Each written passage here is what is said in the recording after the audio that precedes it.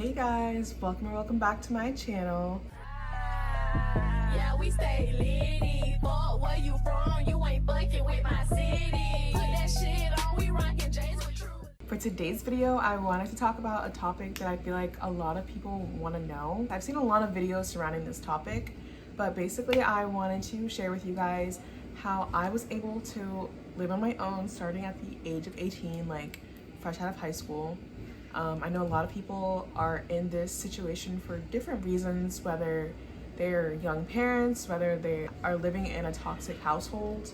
Just regardless, I just wanted to share my perspective on the situation, how I was able to do it, and how you can do it too. So if you guys see me look down, it's because I have notes here. One of the first tips I wanted to share was having a savings account. I feel like having a savings account saved me so much when it comes to certain things.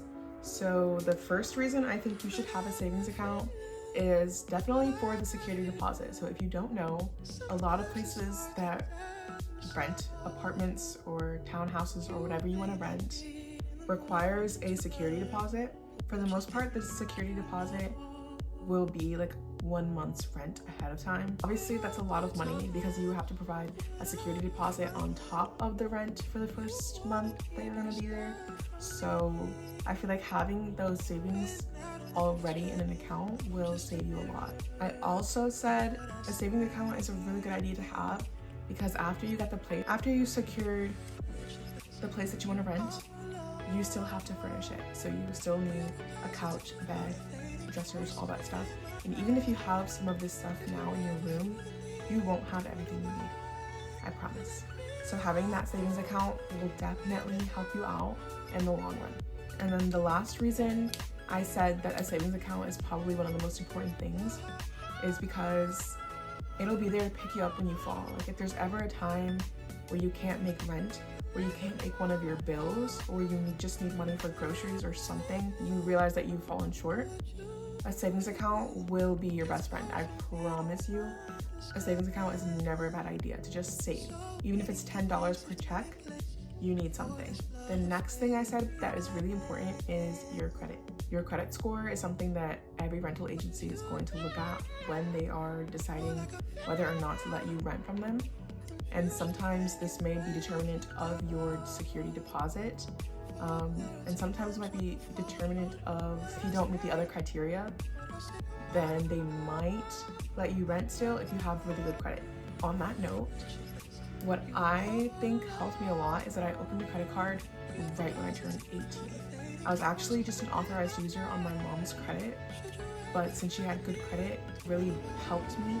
So if you can do something like that, that's great, but if you can't, don't worry about it. Just open up a credit card and start building your credit from scratch. You need credit. So whatever you do, first thing you do when you turn 18, if you're planning to move out, apply for a credit card. Start building that credit. A good way to build that credit is also just to buy small things that you know you can pay off. Start paying it off small. That is how you're gonna build good credit. Also, any loans that you take out, that impacts your credit. So just know if you're going to school soon, that's going to impact your credit. My next tip that I could give to you is, this goes without saying, but every single rental agency, private owner that's gonna rent out to you, they're gonna want proof that you have a job. You need to have a job, a stable job, that you're not gonna lose anytime soon, and that you have proof that you are getting paid from it. To rent out an apartment, you normally need to make 2.5 to 3 times the rent monthly. So let's just say your rent is $1,000 per month, which is cheap. I don't know if you're gonna find that, but let's just say your rent is $1,000 a month. You need to make at least $2,500 to $300 depending on who is leasing to you per month, obviously. That's a lot of money, especially because a lot of apartments and townhouses, whatever, they're not cheap. Some places might ask you for less, but I haven't seen any places that ask for less. Most of the time, they're gonna want proof of your employment. They're gonna want pay stubs, and they might want a contact from your employer. Just keep all those things in mind. Next thing, I feel like this is the biggest thing to help people out who can't really afford to live on their own. Something that you could do is just having a roommate. I know it's not always ideal, but personally, I would say have a roommate that is someone that you know how they live, you're cool with them. Don't let it be your bestie, because most of the time, a lot of people who are best friends who move in together don't end up best friends when they move out. Yeah, so you don't have to be best friends, but it should be someone that you know, that you're cool with, that you know how to live, you know they're not crazy, anything of that nature. That will help you out, because let's just say both of your incomes monthly are $3,000 for your $1,000 rent that you're trying to apply for, then you've met that threshold. If you both have good credit, like you both would be eligible to rent from this place, and they would probably approve you. Again, they will need to have that combined income with you, and they still will need to have that good credit. Also, having a roommate is just really nice to have to pay all the bills in general, because there's multiple bills that come with having an apartment, and just having someone to have them with is really nice. Or you could have a co-signer, which is someone who doesn't live with you, but they are co-signing the lease with you. Basically, they are vouching for you, saying this person is trustworthy, I know that they will pay their rent, and if they don't, I'm willing to take the fall for it, basically is what they're saying. But that person also has to have a good credit, and they have to make that income as well. So that is also another thing that you could do if you have someone that would co-sign for you. Me personally, I would not have been able to move out on my own at all. I think having a roommate is a great idea. While my boyfriend is not my roommate, like obviously we pay the bills together, because obviously we're young, like we have to. In this economy, I don't think either one of us could really afford to live on our own. So it's really nice to just have someone to lean on and to help with all the bills, because there's a lot of bills. I would say the roommate one is something that I recommend really, really highly. And if you end up having a roommate that you don't know, just be careful with that. Like, I've heard so many crazy roommate story times. Just be careful. I also think that a smart idea is, like, if you're trying to live off campus in a college area, there's a lot of student housing places that are apartments solely for students. Or even if you're not a student but you're trying to move out, I think moving towards a college town would be a good thing, because a lot of them are probably more lenient because they are expecting to rent to fresh 18-year-olds, fresh 19-year-olds who have never rented anywhere before. You feel me? Just some things to keep in mind. Like I said, having an apartment comes with a lot of bills. So when you want to keep your budget, when you're keeping your budget in mind, you want to keep in mind, like, not only rent that you have to pay, but you might have to pay water. You're going to have to pay electric. You're going to have to pay Wi-Fi. And that's just like bare minimum. Oh, and also renter's insurance. That's just bare minimum. There could be more expenses that you have to pay. So, but there's not going to be less, I promise.